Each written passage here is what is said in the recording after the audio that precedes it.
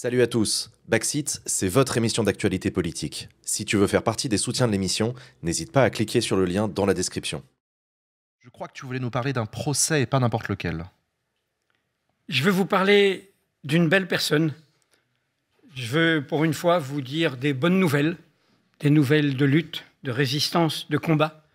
Je veux vous parler d'Adèle Haenel, de ce qu'elle incarne pour nous toutes et nous tous, dans ce qui n'est pas simplement la question des violences sexistes et sexuelles, qui est une révolution politique, une révolution anthropologique, dont la cause des femmes et la cause des enfants est le levier.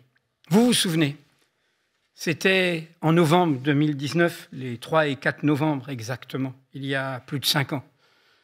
Après 7 mois d'enquête, où elle l'avait convaincue de faire ce chemin avec elle, Marine Turki, enquêtrice de Mediapart, avait publié ses révélations où Adèle Haenel brisait le silence, faisait ce chemin jusqu'à la parole pour dire les violences sexuelles qu'elle avait subies, actrice renommée, célèbre, césarisée, entre 12 et 15 ans.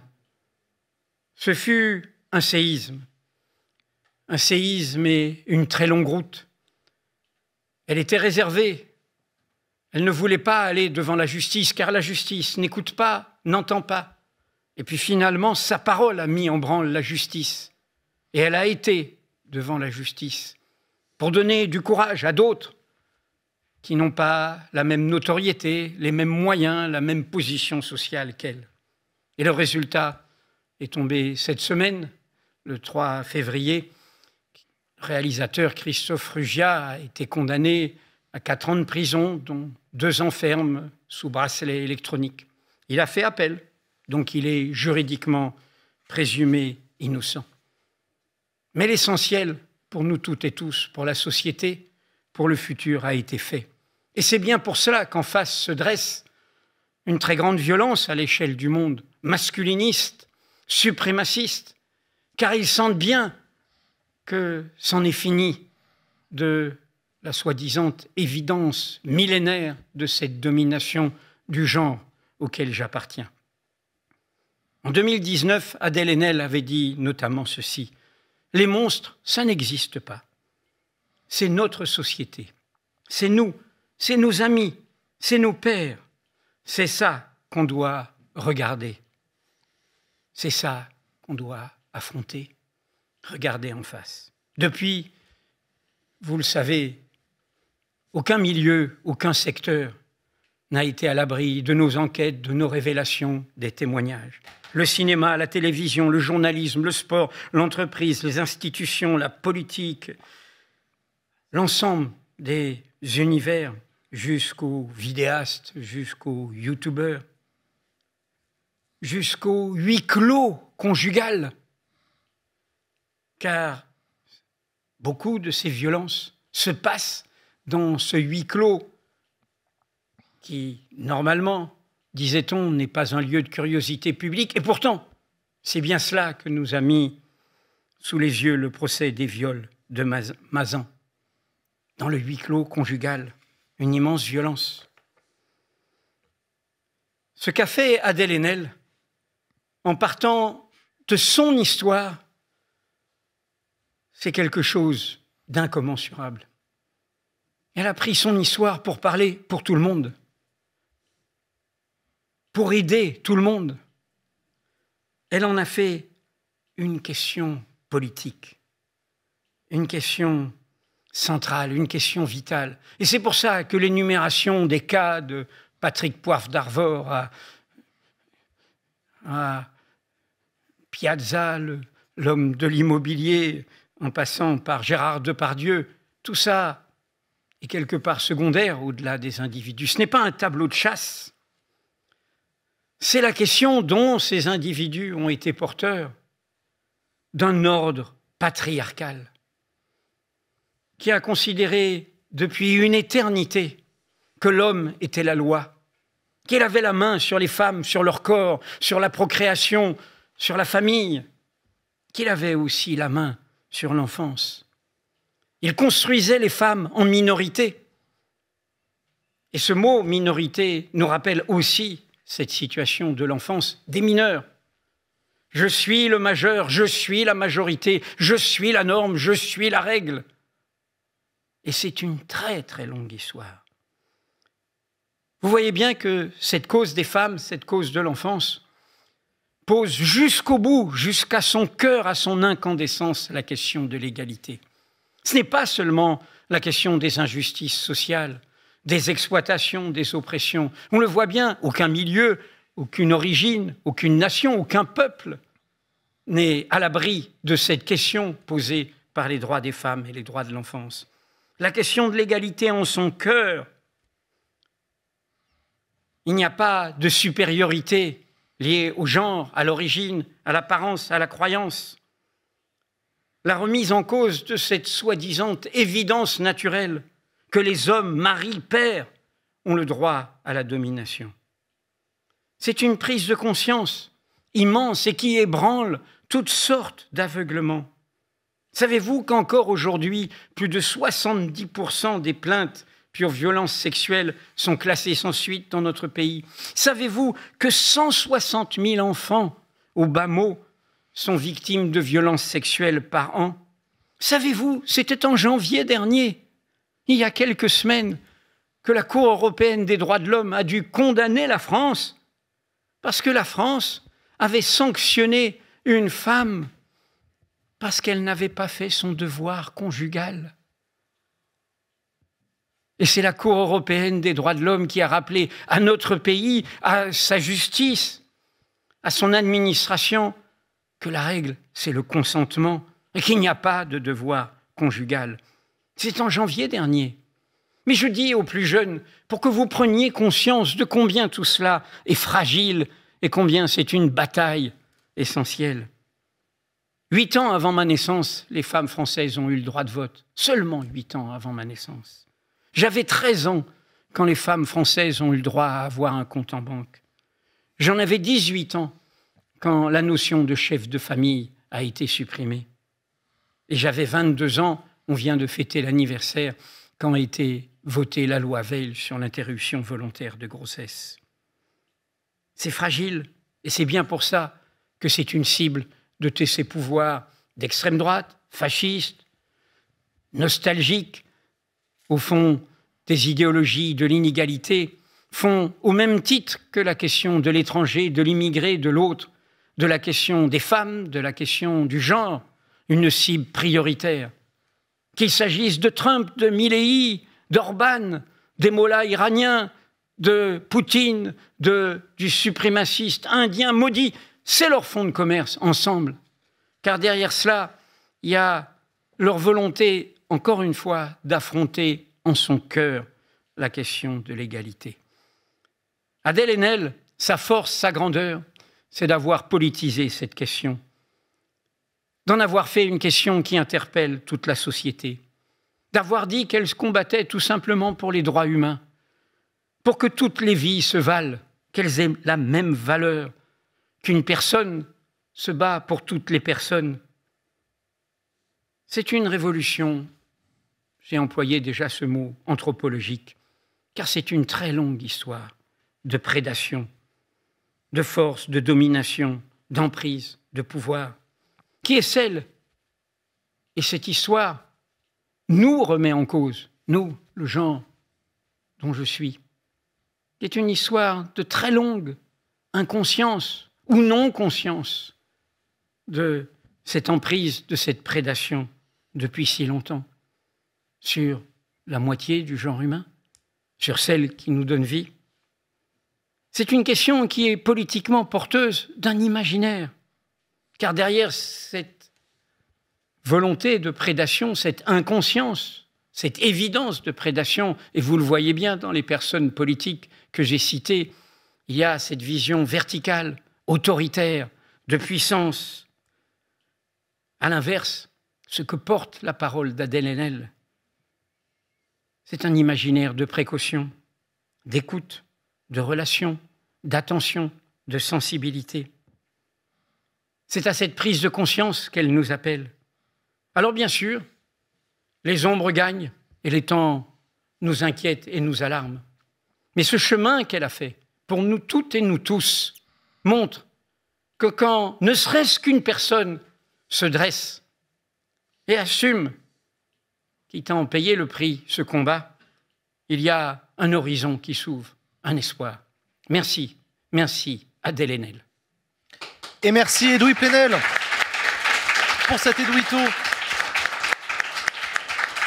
Merci pour ces mots.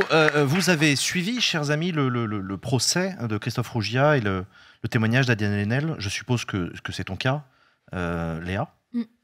Ah oui, bien sûr, on a suivi. Et au-delà d'Adèle Haenel, j'ai aussi envie de saluer tout le courage.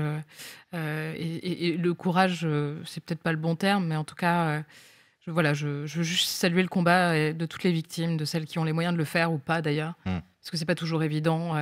Tout le monde n'a pas la possibilité de le faire. Il y a beaucoup de femmes qui n'ont pas cette chance, et d'ailleurs, elle le dit elle-même. Et je trouve que c'est très important aussi qu'il y ait des figures comme ça qui le fassent. Et c'est très important de rappeler qu'il y en a beaucoup qui ne peuvent pas le faire. C'est pour ça qu'elle l'a fait. Exactement, ouais. Elle a et c'est fondamental, rompu les amarres. Et c'est des choses qui sont très importantes. Il faut continuer à se battre, mais il faut aussi que... C'est beaucoup de responsabilités pour les personnes qui le font. Donc il faut les accompagner, il faut être là, il faut les soutenir. C'est important d'être là devant les tribunaux lorsqu'il y a effectivement des procès. Il faut être là le plus possible. Et il faut saluer aussi tout le travail qui est fait par les associations au quotidien, les associations qui ont de moins en moins de moyens, qui accompagnent toutes les victimes de violences, quelles qu'elles soient. Et voilà, je pense qu'effectivement, il y a un énorme combat collectif à porter, et que cette révolution est peut-être un peu en marche, mais qu'hélas, elle est loin d'être totalement réalisée. Moi, il y a un truc qui m'a marqué, c'est que j'ai encore entendu ce type de réaction d'hommes disant que les femmes célèbres qui parlent le font pour un intérêt personnel, pour une progression de carrière, etc. Je trouve ça hallucinant que cet exemple existe encore, que cet argument existe encore, quand on sait à quel point c'est faux, quand on sait à quel point les femmes qui parlent mettent un clou dans le cercueil de leur carrière, l'écrasante majorité du temps, voire même tout le temps. C'est le cas d'Adèle Haenel qui ne fait plus de cinéma, qui d'ailleurs a quitté le cinéma. Elle a annoncé qu'elle ne pouvait plus continuer à être au cinéma. On se souvient de sa réaction à une décoration qui avait été reçue par Roman Polanski, où elle avait quitté la salle et elle était la seule à le faire. C'est fou le parcours et le courage des victimes. Quand on sait encore une fois qu'elle ne gagne rien. Adèle Haenel n'a rien gagné. Adèle Haenel a été violée, elle a été reconnue comme victime, et c'est tout. En fait, elle n'a pas gagné quoi que ce soit. C'est terrible.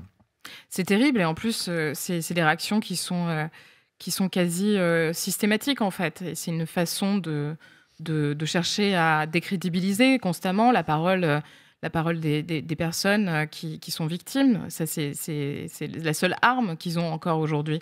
Et là, c'est quelque chose qui fonctionne très bien, le fait de dire oui, mais de toute façon, c'est quand même encore un peu de sa faute. Enfin, je veux dire, il y a plein de choses qui sont encore portées aujourd'hui. Enfin, le travail qu'il y a à faire, il est monstrueux, quoi. Il est vraiment monstrueux. Et bien sûr qu'il y a des avancées, mais il faut jamais baisser la garde, en fait.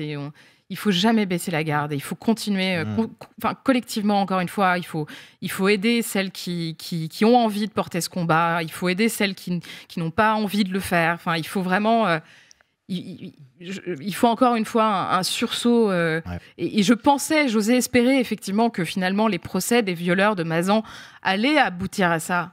Mais moi, ce que je constate, c'est que finalement on en a beaucoup parlé, ça a été un moment important où effectivement il y a eu du débat, il y a eu ça a été très bien couvert médiatiquement, enfin, je veux dire, en termes de reprise médiatique. Et aujourd'hui encore, on a le sentiment que finalement, on n'avance pas. On a le rapport du HCE qui montre à quel point les questions masculinistes prennent du terrain, notamment auprès des jeunes hommes. Enfin, la génération qui vient n'est pas encore totalement prête à porter collectivement ces combats. Et on a encore aujourd'hui des responsables politiques qui pensent que l'éducation à la vie affective et sexuelle est quelque chose de wokiste, quelque chose de complètement farfelu. Donc il faut qu'on avance, et il faut aussi que les responsables politiques prennent la mesure de ce qui se passe. Et malheureusement, la réponse n'est pas au rendez-vous. Ouais, en plus, d'une part, il y a eu effectivement, quand on voit Adèle Haenel, toute privilégiée qu'elle soit, ce que ça lui a coûté, de faire ces démarches. On n'ose pas imaginer des personnes qui sont plus anonymes, beaucoup moins privilégiées, etc. Ça nous permet au moins d'avoir un œil ou d'imaginer la situation de femmes qui sont beaucoup moins privilégiées et ce que ça peut leur coûter. Et d'autre part, effectivement, sur l'histoire et l'affaire horrible des viols de Mazan et cette, entre guillemets, banalité du mal. Ouais. Et est-ce qu'il n'y a pas eu plus de débat que ça sur, en fait, confronter les hommes à cette réalité-là, en fait. Il y avait une diversité des profils sociaux, etc., dans ces violeurs qui auraient dû nous interroger plus que ça, qui auraient dû nous interpeller, déboucher sur quelque chose de effectivement plus grand et plus important et un débat beaucoup plus large au sein de notre société. Et effectivement, on sentait que parfois il y réformes. avait une difficulté de la part de certains hommes à avoir cette réalité en face, en fait,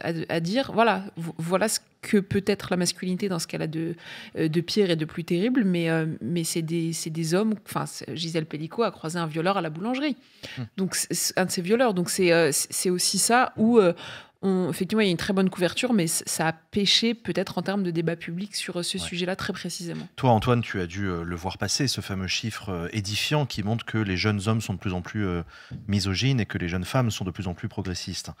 Mais oui, et je pense que Edwin l'a dit, et Léa, tu l'as dit aussi, c'est l'aspect que les reculs sur ces sujets-là sont au coin de la rue, et de jamais considérer que les progrès sur ces thématiques-là sont forcément acquis et qui peuvent pas être remis en question. Et on parlait de l'extrême droite juste avant longuement, que ce soit en France ou que ce soit aux États-Unis, et on se rend compte que ça peut avoir aussi des effets extrêmement concrets sur le droit des femmes en l'occurrence. Et toujours bien d'avoir ça en tête au moment où il y a une élection, c'est que ça produit des effets concrets et ça peut produire des choses assez dramatiques. Edoui, il y a un enjeu effectivement du traitement médiatique qui est un enjeu central sur ces questions-là. Tu sens que des choses ont bougé ou qu'on est encore loin du compte ? Moi, je ne vais pas parler pour les médias, je parle pour nous-mêmes. Nous, on a défendu depuis le début un journalisme d'impact. Avant Adèle Haenel et avant même ce qu'on a appelé MeToo, nous avions fait levier autour de l'affaire Beaupin, qui a donné lieu à un procès où j'étais poursuivi, ainsi que la journaliste de Mediapart, Lénaïque Bredou, ainsi que les femmes qui avaient témoigné, dont Sandrine Rousseau. Et j'avais envoyé, la veille de la parution de cet article, un email à toute l'équipe pour dire, vous savez, c'est comme l'affaire Cahuzac. L'affaire Cahuzac, un ministre du budget qui a un compte en Suisse, ça va faire plus levier que tous les rapports sur la fraude fiscale. Eh bien, un haut responsable de l'Assemblée nationale d'un parti de gauche qui est mis en cause, ça va faire levier. Et ça a fait. C'est pour ça que, tout en ne mésestimant pas du tout ce que vous venez de dire sur les difficultés, je serais moins pessimiste. Parce que je pense justement que ce que montre le chemin d'Adèle Haenel, qui est un chemin du côté de la société, elle ne s'est pas adressée aux institutions, d'où au départ sa réticence à aller devant la justice, mais elle a fait bouger la justice au final. Elle a fait levier de la société. Et elle a refusé de se prendre la position d'une victime individuelle d'un cas personnel, exactement comme Gisèle Pellicot a dit, je veux qu'il n'y ait pas de huis clos, que tout le monde regarde, que tout le monde voit cela et l'entende, et voit les vidéos et cette horreur. C'est une façon, je le redis, au meilleur sens du terme, de politiser tout cela. Alors bien sûr qu'il y a un backlash énorme à l'échelle de la planète. C'est un vieux monde. J'ai dit que c'est une révolution anthropologique qui tape au cœur de ce levier de l'émancipation qu'est l'égalité. Et évidemment, il y a un vieux monde qui sent qu'il est en péril, qui sent qu'il est menacé. Et du coup, il se crispe, il est méchant, il est violent, il va faire beaucoup de dégâts. Mais il est mort, ce vieux monde. Il est mort. L'espérance, il n'est pas encore mort. mais moi, je veux bien qu'on aille les cheveux ensemble. Non, hein, si vous voulez, ce que je veux dire, on y c'est travaille, que le chemin d'humanité, il est là. Il est de ce côté-là. Pour ça, d'ailleurs, quand on l'accuse d'être radical, Adèle Haenel dit « Mais moi, je défends simplement les droits humains. Les droits, une vie vaut une vie. Les droits des personnes. » Des sortes d'évidences comme cela. Et notre adversaire en face, il ne veut plus de droits humains, il ne veut plus de droit international, il ne veut plus de droit commun, il ne veut plus de communauté humaine. Nous le voyons bien. C'est pour ça que je dis qu'il est condamné. Et que, du coup... la leçon de cette histoire, c'est que même une personne, et en effet, certaines ont plus les moyens, peuvent prendre plus de risques que d'autres, sont plus entourées, eh bien, en se dressant, on fait ce chemin, et ça vaut pour le journalisme. Je pense que si Mediapart à aider la société depuis 17 ans maintenant, c'est en disant, nous, journalistes, on se bat. Voilà, on se bat. On se bat là où on est, avec les armes de notre métier, et on aide la société. Il suffit de suivre le procès Sarkozy pour en prendre la mesure et d'aller voir Personne n'y comprend rien au cinéma. Hein. Abonnez-vous. Non, c'est juste la place de cinéma. Mais il y a un abonnement spécial procès Sarkozy, si vous voulez aussi. Elle n'est pas couplée avec Backseat, mais bon. C'est pas grave. Vous pouvez aussi y aller. Voilà, donc voilà, je voulais dire ça parce que voilà, c'est une belle lutteuse et regardez ces vidéos, regardez la parole, regardez le travail qu'elle a fait encore, le dernier entretien qu'elle a donné à Mediapart au lendemain du jugement. C'est une très grande force, un très très grand chemin, à hauteur simple d'humanité. Et c'est d'autant plus important que cette question-là bouscule tout le monde, y compris les partis, les syndicats qui se croient propriétaires du bien, du juste. Aucun univers n'est à l'abri. Cela tape encore une fois au cœur. Cela remet en cause au cœur. Et ça, c'est une très très bonne nouvelle. Merci beaucoup, Edoui.